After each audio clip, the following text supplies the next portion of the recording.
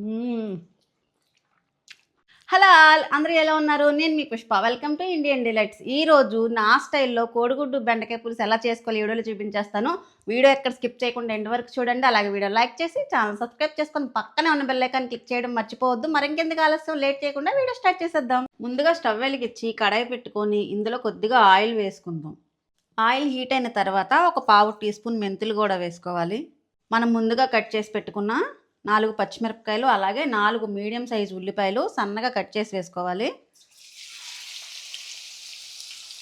ఇందులోనే ఒక రెమ్మ కరివేపాకు కూడా వేసుకొని ఈ ఉల్లిపాయ మగ్గడానికి కొద్దిగా సాల్ట్ వేసుకోవాలి.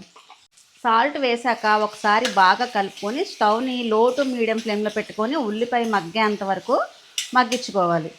ఇలా ఉల్లిపాయలు మగ్గిన తర్వాత ఇప్పుడు ఇందులో ఒకసారి కలుపుకొని కొద్దిగా పసుపు, 2 టీ స్పూన్ల కారం, అలాగే టేస్ట్కి సరిపడా సాల్ట్, అంటే నేను 1 టీ స్పూన్ వేస్తున్నాను, వేసుకొని ఒకసారి బాగా కలుపుకోవాలి. ఇలా కలిపిన వెంటనే కట్ చేసి పెట్టుకున్న బెండకాయ ముక్కలు, పులుసుకి ఎప్పుడైనా సరే లేత బెండకాయలు తీసుకోవాలి, అప్పుడే పులుసు టేస్ట్ బాగుంటుంది. ఇలా బెండకాయ ముక్కలు అన్నీ వేసుకొని ఇప్పుడు ఇందులోనే ఒక టమాటో సన్నగా కట్ చేసుకొని ఇవి కూడా వేసేసుకోవాలి. వీటన్నింటినీ ఒకసారి బాగా కలుపుకోవాలి. ఉప్పు కారం అన్నీ పట్టేలాగా బాగా కలుపుకొని మూత పెట్టి మరొక 3-4 నిమిషాలు మగ్గనివ్వాలన్నమాట బెండకాయని. ఒక 2 నిమిషాల తర్వాత మూత తీసి చూసుకొని ఇంకొకసారి కలుపుకుందాం బెండకాయలని. బెండకాయలు మగ్గిపోయినాయి కదా, ఇప్పుడు ఇందులో పులుసు వేసుకుందాం. నేను 250 గ్రాములు అంటే పావు కేజీ బెండకాయలు లేతవి తీసుకొని శుభ్రంగా కడిగిన తర్వాత కట్ చేసుకొని ఒక కాయ 2 ముక్కల కింద కట్ చేసి వేసాను. పులుసులోకి లేత బెండకాయలు అయితే టేస్ట్ చాలా బాగుంటుంది. లేతకాయలు వేయండి, ముదిరి అస్సలు వేయొద్దు. ఇలా ఒకసారి కలుపుకున్నాం కదా, ఇప్పుడు ఇందులో పులుసు వేసుకుందాం. చింతపండు పులుసు కన్నా ముందు కొంచెం వాటర్ పోసుకోవాలి. ఇలా వాటర్ పోయడం వల్ల ఏమవుతుందనంటే బెండకాయ డైరెక్ట్గా పులుపు పట్టకుండా చక్కగా మగ్గుతుంది అనమాట. లేదంటే బెండకాయ పులుపుని పీల్చేసుకొని పుల్లగా అనిపిస్తే బెండకాయ అంత టేస్ట్ ఉండదు. కాబట్టి కొంచెం వాటర్ని పోసుకొని ఒకసారి కలిపిన తర్వాత అప్పుడు చింతపండు పులుసు పోసుకోవాలి. చిన్న నిమ్మకాయ సైజ్ అంతా చింతపండు తీసుకొని నానబెట్టుకొని రసం తీసుకున్నాను. నేను ఆ రసం వేస్తున్నాను. మీ పులుపుకు తగ్గట్టు చూసి వేసుకోండి చింతపండు పులుపు అన్నది. నాకైతే ఇది సరిపోద్ది. ఒక 2-3 నిమిషాలు పులుసుని మరగనిద్దాం. పులుసు ఇలా మరుగుతుంది కదా, ఇప్పుడు ఇందులో ముందుగా ఉడికించి పెట్టుకున్న గుడ్లను వేసేసుకోవాలి డైరెక్ట్గా.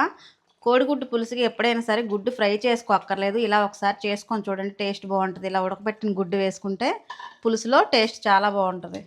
వేసుకున్నాక ఒక్కొక్కసారి బాగా కలిపి మరొక 4-5 నిమిషాలు పులుసు కొంచెం చిక్కబడి దగ్గరికి అయ్యేంత వరకు ఉడికించుకుందాం. ఈ స్టేజ్లో మీరు సాల్ట్ కానీ కారం కానీ ఏం సరిపోయినా చూసి అడ్జస్ట్ చేసుకోవచ్చు. నాకు అన్నీ కరెక్ట్గా సరిపోయినాయి, నేను ఇంకేం వేయట్లేదు. ఒక 4-5 నిమిషాల తర్వాత దగ్గర పడ్డాక మళ్ళీ చూపిస్తాను. పులుసు దగ్గరికి అయిపోయింది కదా, చివరిగా కొద్దిగా కొత్తిమీరని చల్లుకొని స్టవ్ ఆఫ్ చేసుకుంటే మన కోడిగుడ్డు బెండకాయ పులుసు రెడీ.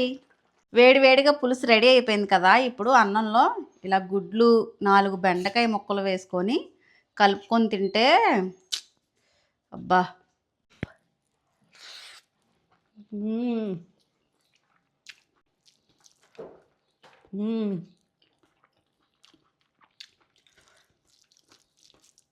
బా బెండకాయ భలే లేతగా ఉంది, పుల్ల పుల్లగా కారం కారంగా కోడిగుడ్డుతో ఇలా తింటుంటే బా ఇంకో ముద్ద పెట్టుకోకుండా ఉండలేకపోతున్నాను.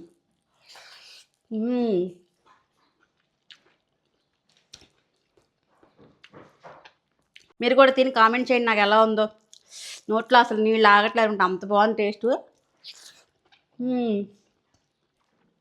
నాలా చేసుకున్నారంటే మీరు మళ్ళీ మళ్ళీ చెప్తారు సూపర్గా ఉందని. మరి ఇంకెందుకు కావాల్సిన మరో వీడియో మళ్ళీ కలుద్దాం. బాయ్.